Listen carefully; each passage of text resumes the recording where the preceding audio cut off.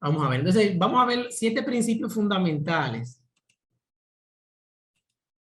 7 principios fundamentales acerca de la Torá, que yo considero que es muy importante que nosotros lo veamos. 7 principios. Ok. 7 principios.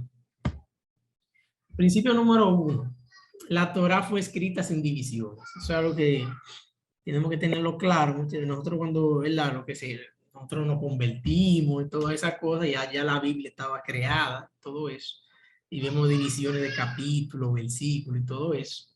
Pero debemos entender que, vamos a decirlo así, la Torá en su contexto original no tenía divisiones. Es decir, eso no había esa separación de capítulos, nada de eso, sino que era todo uniforme, era todo completo. ¿Bien?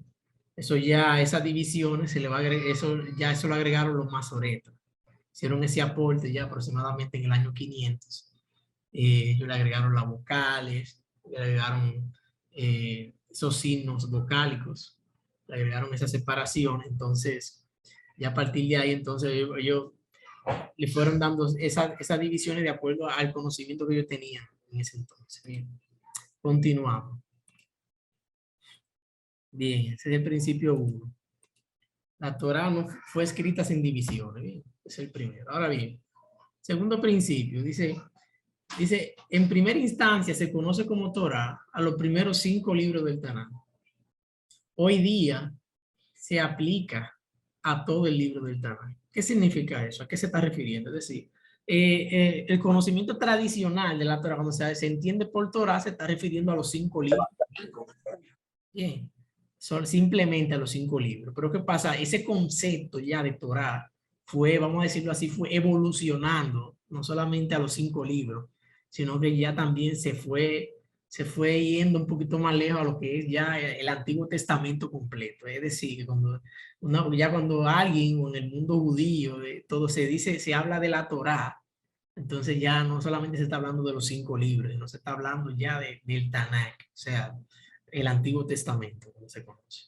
Entonces, eso es un principio fundamental para que nos vayamos actualizando con estos conceptos que van evolucionando y que también nos van arrojando mucha luz. Es decir, que en la Torá ya, si ellos se dieron cuenta de que la Torá va mucho más allá de los 5 libros, están involucrados los demás libros. Entonces, eso es fundamental que nosotros lo veamos. Bien, bien, continuamos. Tercer principio. La Torá no es ley, contiene leyes. O sea, la Torá no son mandamientos, contienen los mandamientos. Bien. Esta parte es muy importante que nosotros la entendamos. Es decir, dentro de los mandamientos hay leyes, pero la Torá en su sentido, o sea, como se conocía, como se conoce a primera instancia, ley, Torá, ley. Cuando uno ve ley en la Biblia, en las Escrituras, nosotros ya asumimos de que está hablando de Torá. Pero debemos de entender que la Torá no es solamente leyes, ¿entienden? Sino que la Torá contiene las leyes. El ser de la humanidad, el ser humano necesita para poderse manejar bien y vivir bien aquí en la tierra, ¿verdad que sí? Pero no solamente contiene leyes, sino contiene mandamientos. Entonces, lo que vemos entonces es como que la Torá es como una biblioteca, es un conjunto de leyes, de mandamientos, de escritos, de instrucciones, ¿verdad? Que nos van a ayudar para tener una mejor vida. Entonces, es un principio muy, muy importante. Nosotros lo veamos. Bien, continuamos. Próximo principio. La Torá no fue entregada para su estudio solitario o exclusivo, sino más bien colectivo. ¿Qué significa eso? Es decir, la Torá no fue diseñada para ser estudiada de manera exclusiva, de manera solitaria. Es decir, eh, yo estudio la Biblia por separado, yo me aíslo, yo me aparto a estudiar, que no tiene nada de malo, pero el objetivo principal de la Torá no fue ese. El objetivo principal de la Torá es que sea un estudio. O sea, la Torá fue diseñada para ser estudiada de manera colectiva. ¿Y cómo podemos demostrar eso? ¿Cómo puede ser eso posible? Bueno, Deuteronomio lo dice. Deuteronomio lo habla cuando dice, esta palabra la van la van a hablar, la van a compartir cuando se levantan, cuando estén en el camino, a sus hijos, lo pongan postes en la pared, cuando vayan, es decir, cuando vayan andando. Es decir, cada una de esas cosas lo que está haciendo es que nos manifiesta de que la Torah no fue diseñada para estudiar de manera solitaria. Bien, entonces ese estudio de manera solitaria es un poquito, o sea, no es malo, quiero que se entienda para que no se malinterprete, pero o sea, estudiar exclusivamente solo, por separado, puede ser un poquito peligroso. ¿Bien? ¿Por qué? Porque si yo estudio solo, ¿entiendes? Entonces puede ser que yo de allá para acá venga quizá a lo mejor con un código, alguna revelación, algo, que quizá a lo mejor eh, no esté, no esté acorde, puede ser que haya hecho alguna mala interpretación o algo. Entonces, por esa razón, es precisamente en este grupo, ¿qué es lo que estamos haciendo? Estamos estudiando de manera colectiva. ¿Por qué? Porque nadie crece solo. O sea, nosotros no crecemos solos, necesitamos personas que nos orienten. Es decir, no, esto no es algo que yo me voy para un monte, no, sino que es algo que o sea, necesitamos orientación, necesitamos que alguien nos vaya instruyendo, nos vaya dirigiendo. Entonces, eso forma parte del orden. Bien. Entonces, yo creo en eso. Bien, entonces ese es uno de los principios fundamentales. En Israel tampoco se estudia solo. La Torah en Israel se estudia en familia, se estudia en la sinagoga o en las reuniones que ellos tengan. Es decir, la Torah no se estudia solo. Entonces, eso es importante que nosotros lo veamos. Bien. Vi como que el hermano Luis levantó la mano. Vamos a ver rápidamente.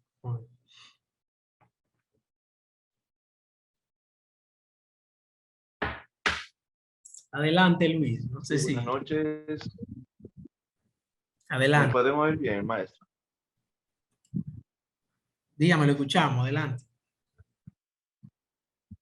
Sí, eso iba a aportar que si estudiamos aislado, no le daremos la entrada a la diversidad de interpretaciones que de manera colectiva nos puede edificar. Una de las cosas que hemos estado aprendiendo poco a poco es que la Torah tiene aproximadamente más de medio millón de interpretaciones. Y creo que solamente depender de la de nosotros sería ciertamente egoísta, darle cabida al ego. Y, y sencillamente cada cabeza tiene su interpretación que nos puede edificar de una u otra manera. Es plan. Muchas gracias. Sí, excelente. Así es. Así es. Entonces vamos a continuar con los demás principios. Vamos a ver. Ok. Entonces, siguiente principio. La Torá fue hecha para toda la humanidad, no solo para los judíos. Lo voy a repetir de nuevo. La Torá fue hecha para toda la humanidad, no solo para los judíos. Ay, ay, ay. Ay, Giancarlo, ay, Giancarlo. Entonces, o sea, si analizamos la creación y todo lo demás, realmente, o sea, todo es así. O sea, la Torah fue hecha para la humanidad, señora, no fue hecha para los judíos. Porque nosotros lamentablemente, o sea, tengo que decirlo, lamentablemente, hemos utilizado de la Torah la parte que nos conviene a nosotros.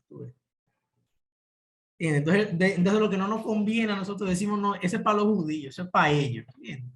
Eso es para ellos, lo que no me conviene yo se lo dejo a ellos. Eso fue a ellos que Dios les dio eso, entonces para nosotros, eso no es para nosotros, ¿entiendes? Pero entonces lo hacemos por lo que me conviene, por lo que no me conviene. Ahora lo que me conviene sí, yo me apropio, yo recibo, yo arrebato, ¿entiendes? ¿Entiendes? Y muchas de esas cosas que nosotros recibimos y arrebatamos, cuando lo buscamos bien realmente, fueron cosas que fueron para ellos, no fueron para nosotros. Por ejemplo, uno de los textos que más nos fascina a nosotros, ya que hablo de Deuteronomio capítulo 28, por ejemplo. Nosotros somos, desde que leemos de Deuteronomio 28, danzamos, hablamos lengua, muchísimas cosas.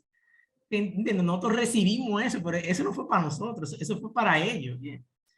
Pero está bien que lo recibamos por fe, pero es para que nosotros entendamos de que la Torá, así como nosotros queremos recibir la promesa también, tenemos que también recibir los mandamientos. ¿Sí? Entonces, eso es muy importante, muy importante. Es decir, la Torah fue hecha para toda la humanidad, no fue solamente para los judíos. Continuamos. La Torah no solo es el manual para conducirnos al mundo, sino es el objeto por el cual el mundo fue creado. La Torá no solo es el manual para conducirnos al mundo, sino el objeto por el cual fue creado. Ya lo habíamos dicho ya desde el principio. Una de las cosas que fueron creadas antes de crear la humanidad fue la Torá. Es decir, que la Torá siempre ha sido, desde el principio hasta ahora, siempre ha sido objeto para modelar la humanidad, para que nosotros podamos modelar. O sea, la Torá fue Profesor, por la cual... no quita la diapositiva de una vez que le tiramos capture. Ah, no, no, está bien, no se preocupen por eso, que hay algunos regalitos, hay alguna sorpresa, no te preocupes, tranquilo. Tranquila, tranquila. Entonces, pero está bien, vamos a tratar de no quitarla mucho, vamos a tratar para ayudarlo, está bien, vamos a ver. Bien, bien, entonces, ok. Bien, entonces, próximo principio, la Torá no solo se aprende, sino que se recuerda. Esto es algo, un principio muy, muy fundamental. La Torá no solamente se aprende, sino que se recuerda. ¿Qué significa eso? Que nosotros tenemos que constantemente, como dice el Salmo capítulo 1, tenemos que meditar en ella día y de noche. Es decir, realmente la efectividad que nosotros tengamos en esta vida realmente está muy relacionada, está muy relacionada a cómo nosotros, o sea, qué tanto recordamos nosotros la Torá. Porque nosotros quizás la leemos diariamente, quizás a lo mejor, o el tiempo que nosotros determinemos, pero realmente es en el momento que más uno la necesita, cuando uno la recuerda, y es que uno puede aplicarla a nuestra vida. Nosotros pasamos diferentes situaciones, diferentes etapas, subida, bajada, diferentes situaciones donde manifestamos diferentes actitudes, emociones que es más, es urgente y necesario que nosotros podamos aplicar la palabra de Dios. Entonces la Torah no solamente se estudia o se lee, sino que se recuerda. Entonces es un principio fundamental. Fundamental, bien. Ok, bien. Entonces vamos a repasar toda la diapositiva, por lo menos los 7 principios, para lo que estaban pidiendo que no lo quitaran mucho. Vamos a ver. El primero, repasamos, la Torá fue escrita sin divisiones. Bien.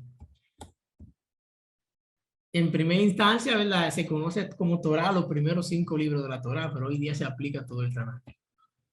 La Torá no es ley, no contiene leyes, no son mandamientos y no contiene mandamientos.